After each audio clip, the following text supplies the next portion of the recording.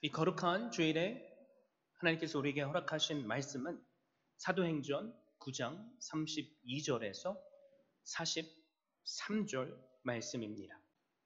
그때에 베드로가 사방으로 두루 다니다가 룻다에 사는 성도에게도 내려갔더니 거기서 애니아라 하는 사람을 만나매 그는 중풍병으로 침상 위에 누운 지 8해라.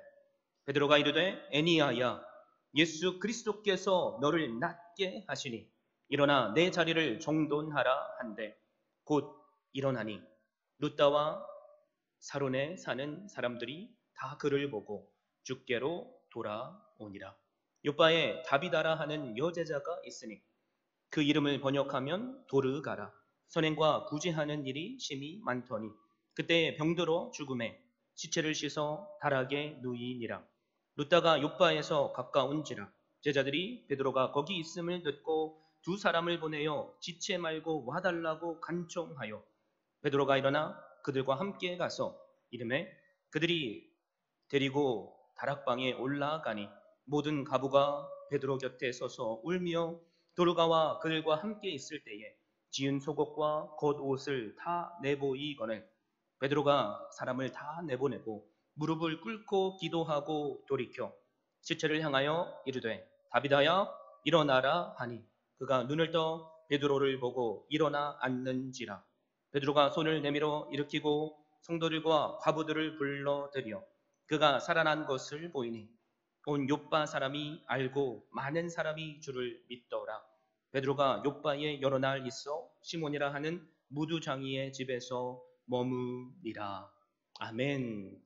저는 이 귀한 주일에 주신 말씀을 힘입어서 다비다야 일어나라 라는 제목으로 말씀을 증거하고자 합니다. 미국 남침예 신학교 학생이었던 노엘 홀리필드는 1976년에 제출한 그의 신학 석사 논문에서 남침예교 신학교 학생들의 신앙적인 상태를 알 수 있는 한 설문조사 결과를 발표했습니다. 1976년 까마득히 오래 전이라고 할 수 있죠. 여러분, 그런데 그때의 미국 그리스도인들의 믿음을 비교해보면 오늘을 사는 우리보다 더 나으면 나았지 못하지는 않기에 그 자료를 여러분께 소개해 드리고자 합니다. 노엘 홀리필드의 논문 제목은 남침예교 신학교에 선정된 학생들 가운데서의 기독교 정통성의 정도에 대한 사회학적 분석입니다. 미국 켄터키주 루이스빌에 있는 신학교죠. 이 남침예교 신학교는 미국의 남침예 교단 소속의 신학교입니다. 이 교단은 세계에서 가장 큰 교단이라고 할 수 있습니다. 그리고 세계교회협의회 WCC에도 가입되어 있지 않은 보수 교단입니다. 그런데 이 설문 조사의 결과를 보면 가히 충격적입니다. 화면에 준비되어 있죠. 설문조사, 그 신학교 1학년, 2학년, 3학년 대상으로 나눠서 조사를 했는데 첫 번째 질문이 뭐죠? 하나님의 존재를 나는 의심 없이 믿는다. 1학년 신학생들은 74%가 믿는다고 했습니다. 2학년은 65%, 그리고 3학년은 63%, 갈수록 떨어지고 있죠. 두 번째, 마귀의 실제적 존재는 확실하다라는 말에 66%만 믿는다라고 말하고 2학년은 42%, 3학년은 37%, 계속 그 수치가 떨어지고 있습니다. 세 번째, 기적들이 성경의 증거대로 실제로 일어났음을 믿는다. 1학년 61%, 2학년 40%, 3학년 37%. 그리고 네 번째, 예수 그리스도의 처녀 탄생은 확실하다. 66%, 33%, 32%로 떨어지고 있습니다. 예수님께서 물 위를 걸으셨다. 59%만 1학년 중에 믿고 또 44%, 22%로 떨어지고 있습니다. 예수님께서 신적인 하나님의 아들임을 나는 의심치 않는다 해서 1학년은 87%, 의심하지 않는다고 말하지만 2학년은 63%, 3학년도 63%로 수치가 떨어지고 있습니다. 예수를 구주로 믿는 것은 구원의 절대 필수적이다라는 말에도 85%의 1학년이 그리고 60%, 59% 학년이 지나면 지날수록 떨어지고 있습니다. 성경을 하나님의 진리로 믿는 것은 구원의 절대 필수적이다 라고 하는 이 조사에도 1학년은 42%만 믿고 2학년은 33%, 3학년은 21%만 믿고 있답니다. 죽음 너머의 삶이 확실하다라는 말에도 89%에서 67% 그리고 53%로 떨어지고 있습니다. 예수님께서 어느 날 실제로 땅에 재림하실 것을 나는 믿는다라는 말에도 79%, 56%, 53%로 수치가 떨어지고 있습니다. 신학교가 어떤 곳입니까? 목회자가 되기 위해서 가는 곳이죠. 그런데 1학년 때는 믿음이 충만했는데 2학년이 되고 3학년 이제 목회지를 향해서 나아가야 할 그 학생들이 대부분 믿음이 떨어졌고 그리고 하나님의 말씀을 신뢰하지 못한 다른 데에 여러분 충격을 우리는 받게 됩니다.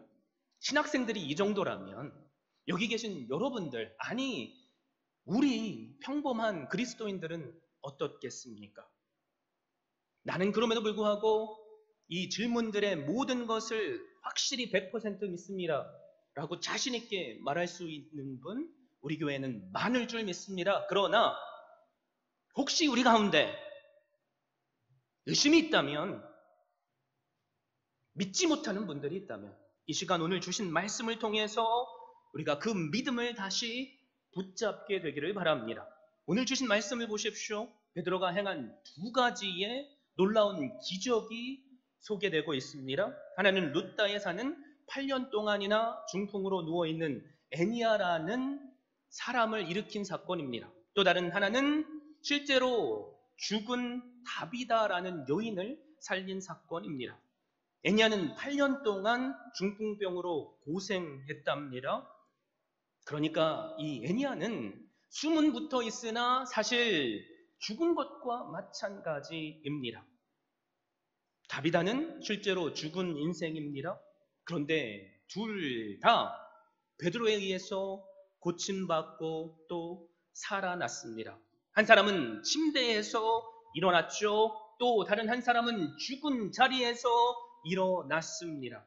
하나는 마비된 생명이 정상으로 돌아왔고 또 다른 하나는 떠나버린 생명이 다시 돌아왔습니다.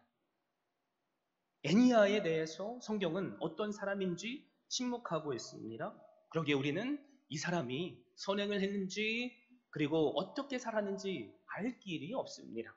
그러나 다비다는 선행과 구제가 심히 많아 교회와 이웃들에게 칭찬을 받은 여인이라고 성경은 말씀합니다. 우리는 이 말씀을 설교 말씀을 통해서 듣고 또 읽고 묵상하는 가운데 나름대로 이런 생각을 하고 적용을 하게 됩니다. 그 첫 번째는 무엇입니까? 다비다라는 여인이 선행과 구제를 많이 했기 때문에 하나님께서 살려주셨다라는 적용입니다. 그래서 나도 이런 기적을 경험하기 위해서는 선행을 해야 한다라고 생각하죠. 그리고 두 번째는 베드로는 죽은 자도 살리는 능력이 있어서 우리도 그와 같이 능력의 사람이 되어야 한다는 적용입니다. 혹시 이런 생각을 가져보신 적 있습니까? 만약에 우리도 그런데 이런 생각을 한다면 이런 생각은 여러분 반만 맞는 생각입니다. 자, 보십시오. 본문의 말씀을 보면 애니아는 다비다처럼 선행과 구제를 했다는 말씀이 없습니다. 저는 이것에 하나님의 숨겨진 의도가 있다고 확신합니다. 그럼에도 불구하고 이 애니아에게 병이 고침을 받게 되는 놀라운 사건이 임했기 때문입니다. 하나님은 8년 동안 중풍병에 걸린 애니아도 고쳐주셨고 또 수많은 선행과 구제를 했던 죽었던 다비다도 살려주셨습니다. 이것을 한마디로 정의하자면 하나님의 능력과 하나님의 사랑과 기적은 사람의 그 어떤 행위에 의해서 일어난다는 것이 아니라는 말입니다. 이 말씀을 통해서 이 시간 우리가 붙잡아야 할 것, 내가 무언가를 잘해서, 내가 자격이 있어서 하나님께서 나도 오늘 치유해 주시겠지? 하나님께서 나도 살려주시겠지라고 생각하지도 마십시오. 하나님 앞에서 우리의 상태는 사실 아무런 문제가 되지 않습니다. 내가 일평생 모든 사람이 손가락질하는 죄인으로 살았을지라도 하나님은 그 우리를 살리실 능력과 사랑의 하나님이십니다. 내가 지금까지 믿음의 자리에 서 있지 못했을지라도, 내가 지금까지 하나님께 약속했던 약속을 잘 지키지 못했을지라도 이 시간 하나님께서 우리를 살리시고 우리를 회복해 주실 것을 믿으십시오. 그럴 때 우리에게 놀라운 기적이 일어날 줄 믿습니다. 문제가 우리에게 있지 않다는 거죠. 그렇다면 문제가 무엇입니까? 우리의 형편이, 우리의 환경이 아니지만 그 문제에 분명히 원인이 있습니다. 왜 어떤 사람은 병 고침을 받는 기적을 경험했는데 또 어떤 사람은 경험하지 못하냐는 거죠. 왜 어떤 사람은 죽었다가 살아난 기적을 경험하는데 왜 어떤 사람은 그 기적을 경험하지 못하냐는 거죠. 저는 우리 모두가 함께 이 시간에 이 문제의 답을 찾아보길 원합니다. 32절 말씀을 보십시오. 그때 베드로가 사방으로 두루 다니다가 룻다에 사는 성도들에게로 내려갔더니, 여기서 말씀하는 그때는 8장 31절에 나오는 교회가 평안하고 든든히 서가는 때를 의미합니다. 사도행전 1장 8절의 말씀, 우리가 너무나도 잘 알고 있는 말씀이죠. 오직 성령이 너희에게 임하시면 너희가 권능을 받고 예루살렘과 온 유대와 사마리아와 땅끝까지 이르러 내 증인이 되리라 하시니라 라는 이 말씀이 지금 실제로 교회의 역사 가운데 일어나고 있습니다. 이 말씀대로 오순절 성령 강림의 사건이 이루어졌죠. 과거에는 지금 두려워하고 숨었던 자들이 부활하신 예수 그리스도를 경험하고 성령 충만하심의 은혜를 받으니까 예루살렘으로부터 시작해서 말씀을 담대히 증거합니다. 하루에 수천 명이 주님 앞에 돌아오는 역사를 경험하게 되죠. 날마다 믿는 자의 수를 더하게 하시는 부흥을 그들은 경험합니다. 그런데 그 교회가 여기가 좋사오니 우리끼리만 모여 살겠습니다 라는 태도를 보이죠. 하나님은 세상을 사용해서 그들에게 핍박을 주셨고 그 핍박 때문에 성도들은 세상 이곳저곳으로 흩어지게 되었습니다. 그 가운데서 하나님은 빌립이라는 집사를 사용하십니다. 그 빌립이 말씀 예언된 대로 사마리아 지역에 가서 복음을 증거합니다. 그리고 에티오피아 내시에게 복음을 전하게 됩니다. 그리고 8장 40절을 보면 빌립은 아소도에 나타나 여러 성을 지나 다니며 복음을 전하고 가이사랴에 이르니라 라고 말씀합니다. 즉 가이사랴에 지금 빌립이 정착한 거죠. 예루살렘에서 가이사랴에 가는 그 길목에 오늘 우리가 살피고 있는 이 룻다라는 도시가 있고 또 잠시 후에 나눌 욥바라는 도시가 있습니다. 저절로 하나님의 사람들이 룻다의 욥바에 생겨난 것이 아니라는 것입니다. 누군가가 증인으로서 복음을 증거했기 때문에 그곳에 믿는 그리스도인들이 생겼습니다. 그런데 오늘 성경 말씀은 베드로가 사방팔방을 두루 다니다가 룻다에 갔다고 말하죠. 여러분, 베드로가 지금 여행하고 있습니까? 아닙니다. 베드로도 성령 충만하심의 은혜를 받고 있는 곳, 허락하신 곳에서 말씀의 복음의 증인으로 살았다는 말입니다. 그런데 그곳에 8년 동안 중풍병으로 누워있는 애니야를 만나게 됩니다. 애니야가 누굽니까? 칭찬받는 자라는 뜻을 가진 사람입니다. 중풍으로 8년이나 누워 있었다면, 다시 한번 말씀드리지만 숨은 붙어 있으나 죽은 사람과 마찬가지입니다. 만약에 우리가 8년 동안 중풍병을 앓고 있다고 생각해 보십시오. 별로 마음에 안 와닿나 보십니다. 여러분 8년 전이면 2013년인가요? 2014년? 그때 기억나십니까? 까마득히 오랜 시간이죠. 그런데 지금까지 나는 움직일 수 없고 병상에만 누워 있었다. 저주받은 인생이죠. 그런데 이 애니아에게 놀라운 하나님의 은혜가 주어집니다. 이 애니아에게 하나님께서 하나님의 사람 베드로를 보내주셨기 때문입니다. 그리고 이 애니아는 축복을 받습니다. 병 고침의 은혜를 받게 됩니다. 34절에 그래서 이렇게 말씀하죠. 베드로가 이르되 애니아야 예수 그리스도께서 너를 낫게 하시니 일어나 내 자리를 정돈하라 한데 곧 일어나니 베드로는 애니아를 부르고 뭐라고 말하죠?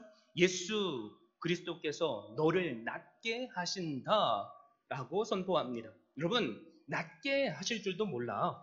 낫게 해 주실 거야 라는 말이 아니죠. 일방적인 선포입니다. 예수 그리스도께서 너를 낫게 하신다. 베드로의 확신이 가득 차 있습니다. 이 말을 다시 정리하자면 이건 내가 하는 것이 아니다. 예수 그리스도께서 해결해 주실 것이다 라는 믿음의 선포입니다. 사랑하는 성도 여러분, 애니아는 이 말씀에 즉각적으로 반응하고 그 자리에서 일어났습니다. 여기에 문제의 답이 있습니다. 내 상태가, 내 상황이 문제가 아니라 그 문제의 해답이 무엇입니까? 내가 선포되는 하나님의 말씀을 믿느냐, 믿지 않느냐가 문제입니다.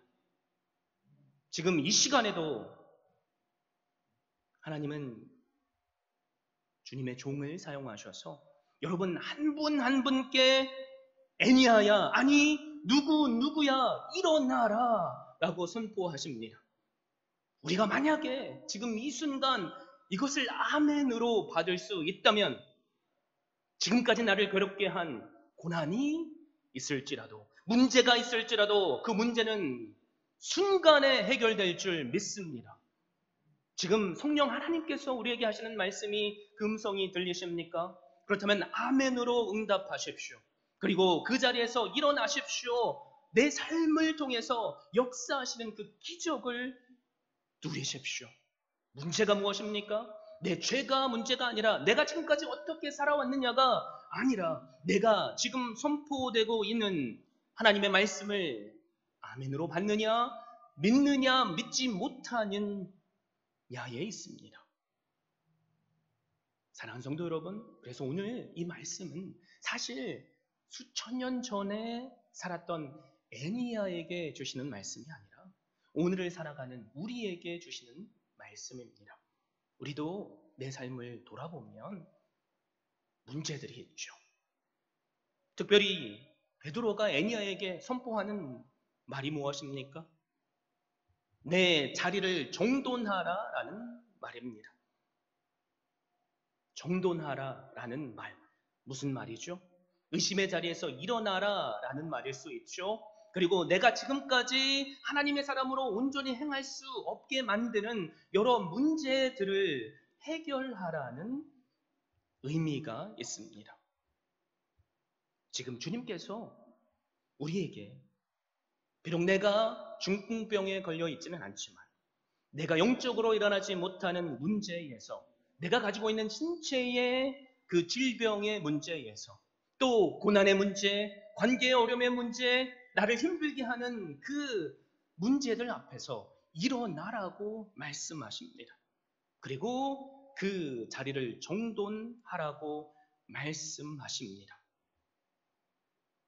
사랑하는 성도 여러분, 애니아는 베드로의 말 속에서 사실 예수님을 보았습니다. 왜 그런 줄 아십니까? 베드로가 사복음서에서 나타난 과거 예수님께서 중풍병자에게 행하신 방법 그대로 지금 행하고 있기 때문입니다. 무슨 말입니까? 주님께서 베드로를 통해서 직접 역사하시고 계시다는 말입니다. 누가복음 5장 17절 이하의 말씀을 보면 예수님께서 가버나움이라는 동네에 들어가시죠. 복음을 증거하실 때 중풍병자를 메고 온 4명의 친구들이 사람이 꽉 차 있었지만 그것을 극복하고 지붕을 뚫어서 그 친구를 내린 사건을 우리는 압니다. 그때 주님께서 그 중풍병자에게 뭐라고 선포하십니까? 내가 내게 이르노니 일어나 내 침상을 가지고 집으로 가라 라고 말씀하십니다. 그러자 바로 그 순간 이 중풍병자는 그 자리를 박차고 일어나 집으로 돌아갔습니다. 베드로가 바로 이 치유의 현장에 있었던 거죠. 그래서 베드로가 애니야에게 뭐라고 선포합니까? 예수 그리스도께서 지금 너를 고치신다. 일어나서 자리를 정돈하라 라고 선포합니다. 무엇이 다르죠? 예수님은 당신의 권위로서 일을 행하시지만 베드로는 예수 그리스도의 이름으로 지금 병을 고치고 있습니다. 예수님께서 중풍병자를 고쳐주시자 놀라운 일들이 일어나죠. 누가복음 5장 25절 26절을 보면 그 사람이 곧 일어나 누워있던 것을 정리하고 하나님께 영광을 돌리며 자기 집으로 돌아갔다고 말합니다. 그리고 모든 그것을 본 사람들이 하나님께 영광을 돌리며 심히 두려워했다고 말합니다. 베드로가 중풍병자를 고치자 35절에 똑같은 일이 일어나죠. 르다와 샤론에 사는 모든 사람이 그를 보고 주님께로 돌아왔다고 말합니다. 여러분, 오늘도 마찬가지입니다. 주님께서 이 시간 저를 통해서 선포하시는 말씀을 아멘으로 받을 수 있기를 바랍니다. 그래서 지금 내 삶을 통해서 역사하시는 기적을 누리실 수 있기를 바랍니다. 목사님, 저는 자격이 없습니다. 하나님께서 제 상황을 아십니다. 라고도 말하지 마십시오. 내가 선행을 해서 하나님은 나를 고쳐주시는 것이 아닙니다. 우리는 그저 예수 그리스도를 믿으면 됩니다. 그리고 그 자리에서 일어나 내 삶에 정리되지 않은 부분들을 하나하나씩 정리하면 됩니다. 여러분, 우리의 삶 가운데 정리해야 할 것들이 무엇이 있습니까? 내 삶을 돌아봐도 우리는 하나님께서 기뻐하실 만한 믿음의 모습이 있는가 하면 하나님께서 기뻐받지 못하시는 연약한 약점들이 있습니다. 그 약점들, 그 약점에 찌르는 말씀이 우리에게로 선포되어질 때 우리가 할 수 있는 건 2가지 있죠. 주일을 잘 지키시는 분께 주일 성수를 하십시오라고 말하면 아무런 거리낌이 되지 않죠. 새벽 예배를 잘 나오시는 분에게 새벽 예배에 힘쓰십시오라고 말하면 아무런 거리낌이 들지 않죠. 헌금을 잘 하시는 분에게 헌금에 관한 말씀을 선포하면 아무런 거리낌이 없죠. 그런데 왜 우리는 이 하나님의 말씀이 내 마음의 부담이 됩니까? 내가 그것을 지키지 못하기 때문입니다. 그럴 때 우리는 이 부분이 내가 정리해야 할 부분이다 라는 생각으로 그 자리에서 일어나면 하나님께서 나에게 베푸시는 놀라운 기적을 경험하게 됩니다. 바로 그것을 주님은 우리에게 하라고 하십니다. 지금 이 순간 내가 하지 못하는 신앙의 약점의 모습을 한번 돌아보십시오. 그리고 그 부분에서부터 내가 할 수 있는 한 걸음 한 걸음 그 자리에서 일어나 주님을 향해서 걸어가 보십시오. 내 삶의 자리를 정돈하라라는 이 말에 숨겨진 의미는 이것입니다. 지금까지는 내가 중풍병에 걸려 있어서 내 혼자 힘으로는 이것을 할 수 없었지만 이제는 주님께서 나를 치유하여 주셨으니 다른 사람들을 위해서 베푸는 삶을 살라는 것입니다. 누군가 나의 자리를 펴줘서 내가 지금까지 살았지만 이제는 다른 사람의 자리를 펴주는 사람이 되라는 것입니다. 사랑하는 성도 여러분, 이것이 예수 그리스도를 믿는 사람들의 모습이어야만 합니다. 우리가 입술로 하나님을 믿는다 수천 번 얘기할지라도 내 삶 가운데 그 믿음의 열매들이 나타나지 않는다면 도대체 누가 우리를 보고 주님 앞에 나올 수 있겠습니까? 여러분, 그런데 우리가 입술로 말하지 않아도 우리의 삶에 선행과 구제가 날마다 나타나면 사람들이 우리를 보고 감동을 받습니다. 여러분, 그 한 사람이 바로 이제 우리가 살펴볼 다비다라는 사람입니다. 이 다비다는 자신에게 허락된 그 삶 가운데 믿음으로 그 자리를 일어났고 또 자신의 삶의 부족한 부분을 정리한 사람입니다. 그런데 문제가 뭐죠? 이 다비다라는 여인, 그 여인이 죽게 되었다는 말입니다. 36절에 그래서 이렇게 선포하죠. 욥바에 다비다라 하는 여제자가 있으니 그 이름을 번역하면 도르가라. 선행과 구제하는 일이 심히 많더니. 우리는 이 시점에서 하나님께 이런 질문을 할 수밖에 없습니다. 이 다비다라는 여인이 말씀에 순종하는 삶, 그리고 더 하나님께 가까이 가는 삶을 살았는데 도대체 왜 죽었냐는 거죠. 여기서 깨닫게 되는 것, 여러분 기억하십시오. 내가 하나님의 말씀에 철저히 순종하는 삶을 살지라도 우리는 내 힘으로는 죽음을 이길 수 없다는 것입니다. 말씀에 충실한 삶을 살아도 우리는 다 죽게 마련입니다. 그래서 이 죽음을 해결하실 수 있는 그 예수 그리스도께 우리는 나와야만 합니다. 이 다비다라는 여인, 그럼에도 불구하고 이 여인은 성경은 뭐라고 선포하죠? 예수 그리스도의 여제자라고 선포합니다. 여제자라는 말, 성경에서 오직 이 본문에만 나오는 말입니다. 왜 여제자라는 말을 이 여인에게만 썼을까요? 구원하시는 하나님의 능력을 이 여인은 경험했고 삶을 통해서 내 부족함을 정돈한 삶을 살았기 때문입니다. 그래서 그 삶으로 구제와 그리고 사랑이 자연스럽게 배어 나왔습니다.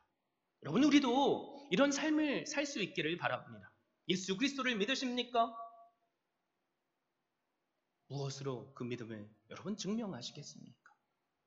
정돈된 내 삶의 자리, 내가 먼저 나를 살게 하시는 하나님의 능력을 경험하고 그 능력을 다른 사람에게 내가 할 수 있는 선행으로 베푸는 그 삶을 살 때 세상이 우리를 보고 우리를 예수 그리스도의 제자로 인정해 줄 것입니다. 지금 그 일이 다비다라는 여인에게 일어나고 있습니다.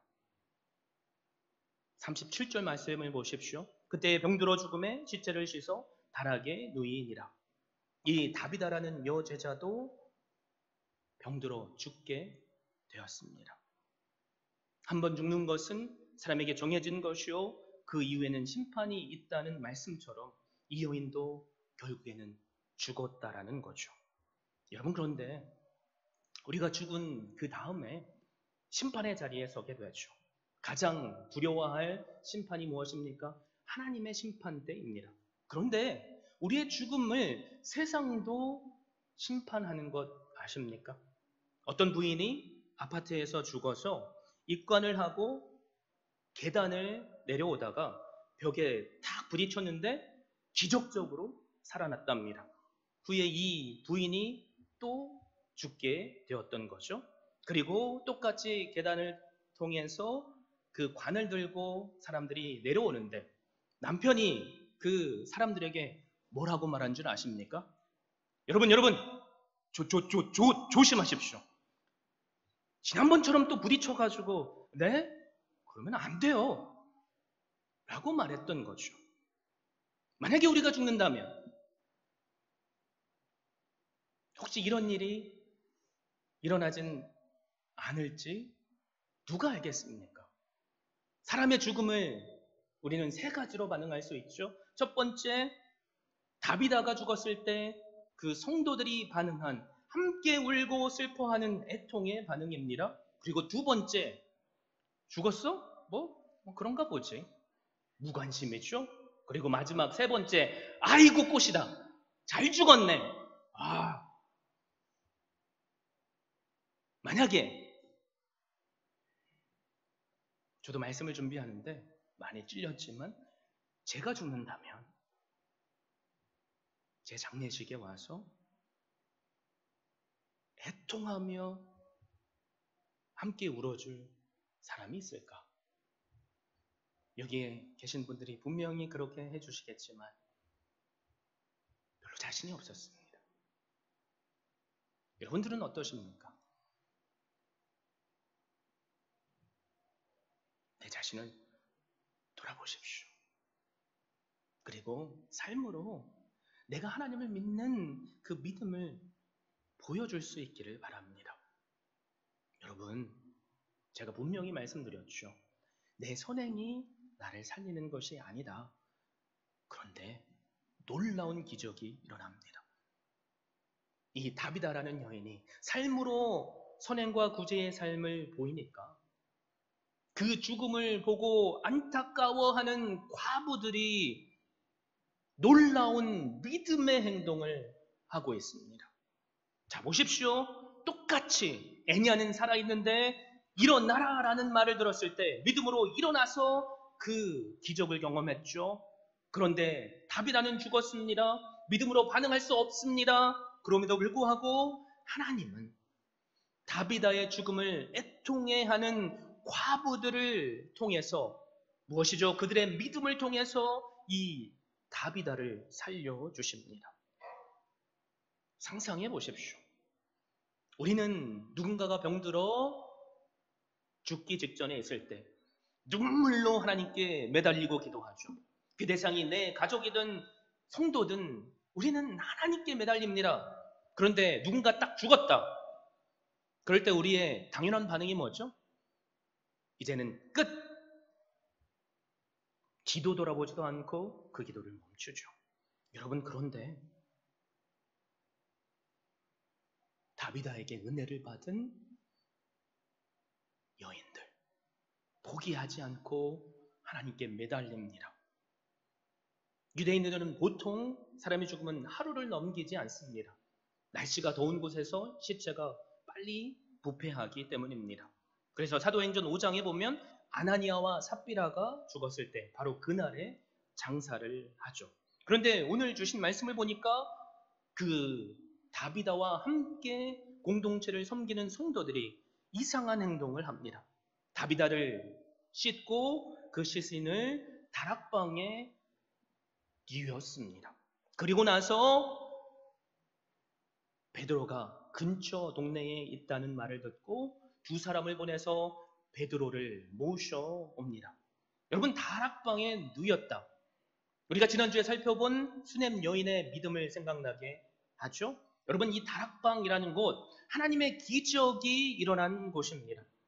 열왕기상 17장에 보면 사르밧 과부의 아들을 엘리야가 기도함으로 살렸죠. 그리고 열왕기하 4장에 보면 수넴 여인의 믿음을 통해서 엘리사가 그 여인의 아들을 살린 곳도 다락방입니다.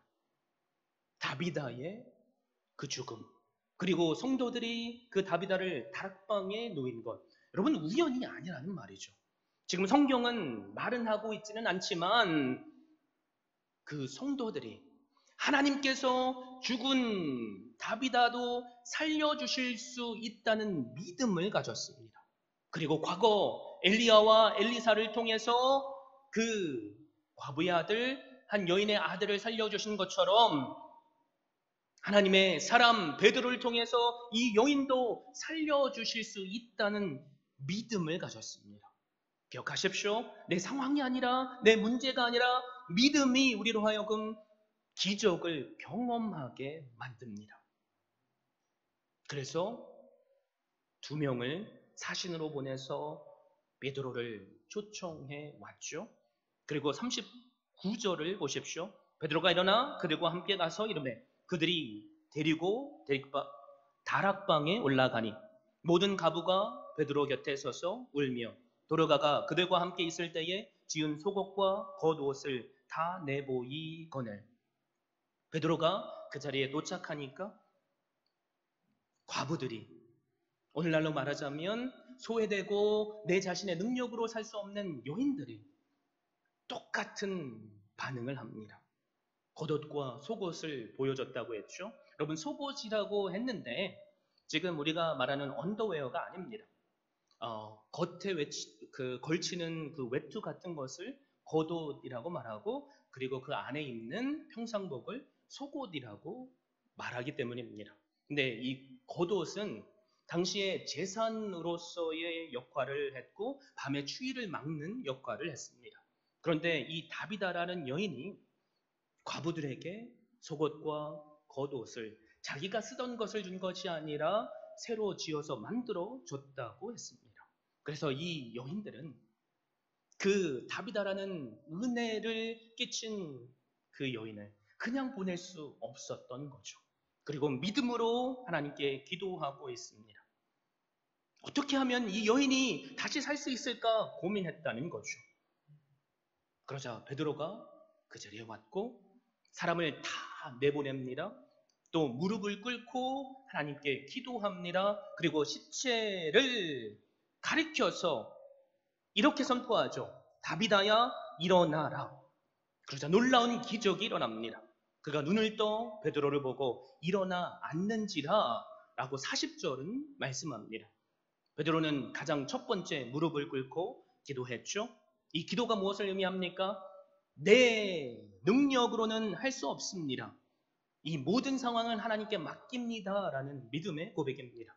그리고 이 베드로는 기도함을 통해서 주님께서 주셨던 약속의 말씀을 붙잡았을 것입니다. 요한복음 14장 12, 13절 뭐라고 말씀하죠? 내가 진실로 진실로 너에게 이르노니 나를 믿는 자는 나의 하는 일을 저도 할 것이요 또한 이보다 큰 것도 하리니 이는 내가 아버지께로 감이니라. 사도행전 1장 8절 오직 성령이 너에게 임하시면 너희가 권능을 받고 예루살렘과 온 유대와 사마리아와 땅끝까지 이르러 내 증인이 되리라 하시니라. 베드로가 지금 기적을 행하는 것 같지만 여러분, 베드로가 한 것이 아닙니다. 베드로는 주님께서 주신 그 약속을 붙잡고 또 과거 주님께서 회당장 야이로의 딸을 살리신 바로 그 모습대로 행하고 있습니다. 마가복음 5장 40절 이하 말씀을 보면 야이로의 딸을 살리실 때 믿음이 없는 사람들을 주님께서 다 내보내셨습니다. 그리고 회당장 야이로의 딸에게 뭐라고 선포하시죠? 달리다 쿰이라고 말씀하십니다. 작은 소녀야 일어나라 라는 말입니다. 그런데 베드로는 뭐라고 말하죠? 다비다 쿰이라고 말합니다. 다비다야 일어나라 라는 말입니다. 지금 베드로가 그 일을 행하는 것 같지만 예수 그리스도께서 베드로를 통해서 놀라운 기적을 행하신 것입니다. 40절에 그것을 정확하게 보여주죠. 베드로가 사람을 다 내보내고 주님께서 하셨던 방법입니다. 무릎을 꿇고 기도하고 돌이켜 시체를 향하여 이르되 다비다야 일어나라 하니 그가 눈을 떠 베드로를 보고 일어나 앉는지라. 41절을 보십시오. 베드로가 손을 내밀어 일으키고 성도들과 과부들을 불러 들여 그가 살아난 것을 보이니 손을 내밀어 일으키는 모습, 마가복음 5장 41절에 예수님께서 행하신 모습 그대로입니다. 예수님께서 베드로를 통해서 그 권능을 행하셨다는 말입니다. 저는 이미 몇 번씩 강조했죠. 우리가 기적을 경험하지 못하는 이유는 내가 믿음대로 잘 살지 못해서가 아니라 내가 선행을 못해서가 아니라 믿음 그 자체에 있다고 말입니다. 문제가 무엇입니까? 바로 우리의 믿음입니다. 주님께서 이 시간 저를 통해서 하나님의 말씀을 여러분에게 선포하실 때 믿음으로 받으신다면 오늘의 우리의 문제가 해결될 줄 믿습니다. 육체의 질병으로 고생하시는 분 계십니까? 네, 질병까지도 주님께서 해결해 주실 줄 믿습니다. 관계에 어려움이 있습니까? 고난이 있습니까? 그 고난마저도 주님께서 해결해 주실 것을 믿습니다. 이 시간 내 자신을 돌아볼 수 있기를 바랍니다. 나는 정돈된 삶을 살고 있는가? 나는 먼저 십자가의 은혜를 받았고 베드로처럼 성령 충만하심의 은혜를 받은 부활신앙의 소유자인가? 그래서 다른 사람에게 선의 열매를 맺고 있는가? 내 자신을 돌아볼 수 있기를 바랍니다. 저는 오늘 주신 말씀을 보면서 우리의 모습을, 아니 저의 모습을 보게 되었습니다. 혹시 우리 가운데 애니아처럼 영적으로 병들어 누워 계신 분 계십니까? 육신의 질병으로 고생하시는 분 계십니까? 고난, 관계 어려움, 그 어떤 문제 앞에서 내 삶을 정돈하지 못한 분 계십니까? 내가 오늘의 애니아라고 할지라도 주님께서 나에게 뭐라고 말씀하시죠? 애니아라, 일어나라. 누구누구야, 일어나라. 그 말씀을 믿음으로, 아멘으로 반응하시며 일어날 수 있기를 바랍니다. 다비다처럼 영적으로 죽은 사람이 혹시 있지는 않습니까? 주님께서 말씀하시죠. 다비다야, 누구야, 일어나라. 이 말씀을 듣고 일어나십시오. 예수 그리스도를 나를 죽음으로부터 살리시는 하나님으로 믿으십시오. 지금까지 나의 과거 살아온 그 인생이 어땠을지라도 나의 죄를 해결하신 예수 그리스도, 십자가에서 나를 대신해서 죽어주신 그 그리스도, 또 3일 만에 부활하시고 나에게 성령 하나님을 보내주신 그 그리스도를 믿으십시오. 그래서 나로 오늘 살게 하시는 능력을 누리실 수 있기를 바랍니다.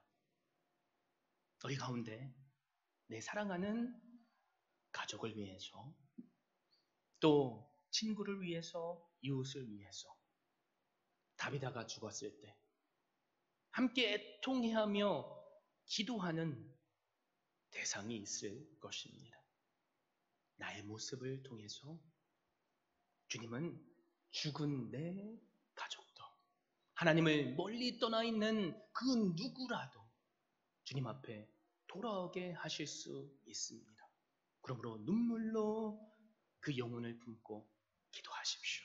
내 기도가 영적인 다락방에 울려 퍼지게 해보십시오. 그래서 나 한 사람을 통해서 죽은 다비다, 또 다른 나의 가족, 그 누가 살아나게 되는 역사를 경험할 수 있기를 바랍니다. 여기 계신 분들은 다 예수 그리스도를 믿는다고 고백하는 분이실 줄 믿습니다. 만약에 그 믿음이 있다면 여러분, 우리의 삶, 남침예교 신학교 그 신학생들처럼 어느 부분만 믿고 어느 부분은 믿지 못하는 그런 모습에서 이제는 일어날 수 있기를 바랍니다. 100% 믿는 그 신앙, 여러분 베드로도 그 신앙을 가지지 못했습니다. 예수님께서 십자가에서 죽어서 돌아가셨을 때 나도 죽임을 당할까 봐 두려워 숨었던 자입니다. 그런데 부활하신 주님을 만났죠. 주님께서 약속하신 성령 하나님을 받으니까 그 인생이 변했습니다. 그 성령 하나님께서 이 시간 우리의 마음의 중심에 함께 하십니다. 그러므로 의심하지 마십시오. 주저하지 마십시오. 하나님께서 허락하신 그 자리에서 베드로처럼 신앙의 삶을 사십시오. 예수 그리스도의 발자취를 따라가십시오. 나는 안 돼, 저 사람은 안 돼 라고 말하지 마십시오. 내가 하는 것이 아닙니다. 나는 진짜 안 되지만 주님께서 나를 통해 행하시면 나도 할 수 있습니다. 베드로가 특별한 사람이라서 그런 것이 아닙니다. 저도 목회를 하면서 이것을 너무나도 자주 깨닫습니다. 여러분들과 이런저런 상담을 하면 분명히 이분은 안 된다라는 말씀을 하시는데, 그래서 저도 인간적으로 생각하면 그것을 부정할 수 없는데, 그 말을 듣는 가운데 하나님께 영으로 기도하면 하나님께서 된다고 말씀하십니다. 그래도 목사니까 된다고 했는데 안 되면 어떡하지라는 두려움이 있는데 하나님께서 그 두려움마저도 없애주시고 나도 모르게 내 입술에서 이것은 분명히 됩니다, 기도하십시오, 하나님께서 행하시는 그 능력을 보게 될 것입니다 라고 선포하게 하십니다. 그런데 감사한 것은 그런 일들이 실제로 일어나고 또 한두 번이 아니라는 말입니다. 하나님은 여기 있는 우리 모두를 사용하시기를 원하십니다. 내가 기적을 경험하지 못하는 이유, 믿음이 없어서입니다. 그 믿음을 오늘 붙잡게 되시길 바랍니다. 그래서 사도 베드로가 지금 붙잡고 있는 부활의 그 신앙을 우리도 날마다 누릴 수 있기를 바랍니다.